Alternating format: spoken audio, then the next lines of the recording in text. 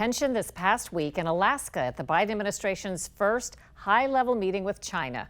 China fired off lengthy insults at the U.S. The Biden administration called it grandstanding. Scott Thuman reports when it comes to China, the Biden and Trump administrations share some broad agreement. This past week in Alaska, an attempted thaw to a frosty relationship as President Biden's top diplomat, Secretary of State Antony Blinken, met with his Chinese counterpart. How to deal with China is likely to be Biden's greatest foreign challenge. The goal, a reset, but the policy not starting off terribly different than the last administration, because when it comes to Beijing, this president and his predecessor sound the same.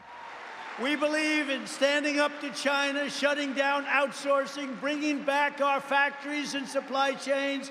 We'll confront China's economic abuses, counter its aggressive, coercive action to push back on China's attack on human rights, intellectual property, and global governance. On Capitol Hill, we heard what both sides of the political aisle want the new president to do about China. Representative Michael McCall of Texas is the senior Republican on the House Foreign Affairs Committee. Why should the average person care? Well, because they are hurting America. We got to compete with China. Just no doubt about it. When they're stealing our innovation and our technology, our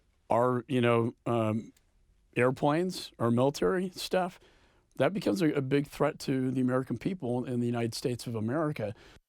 Senator Mark Warner of Virginia, a Democrat, is chairman of the Intelligence Committee. Why should the average American be worried about China? A huge percentage of our drugs right now are made in China. They can turn that on or turn that off. Rare earth minerals is another area, both in terms of technology development, that all of these things will affect Americans' lives in terms of their economic well-being. It could be actually even potentially affect their lives in terms of their physical well-being. The last 4 years, though, have been marked by an escalating trade war, started by President Trump to punish China for everything from currency manipulation to spying to stealing America's business secrets.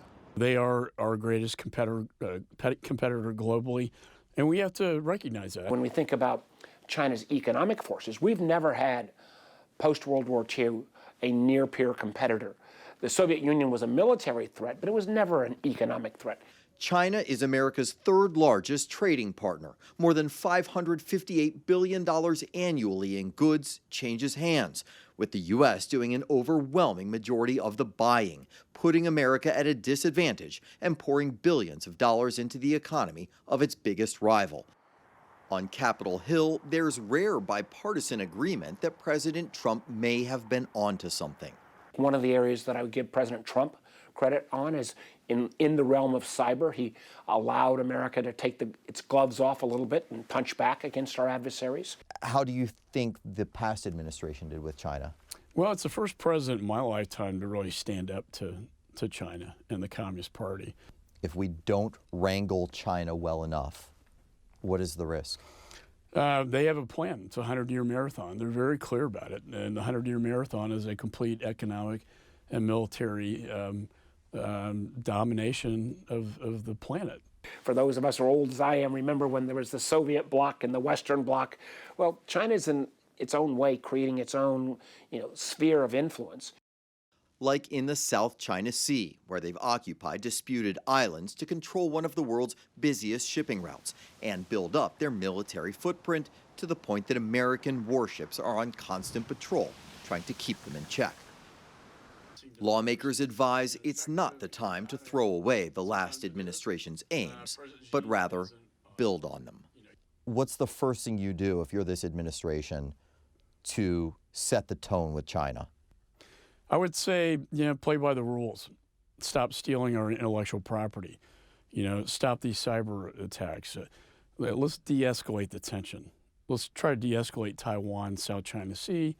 I want to start on a new page with you. What does Washington's message to China need to be with this new administration?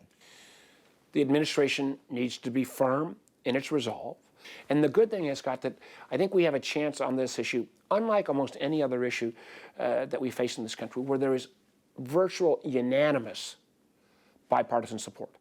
Support that President Biden will need, because when it comes to China, the stakes couldn't be much higher. For Full Measure, I'm Scott Thuman.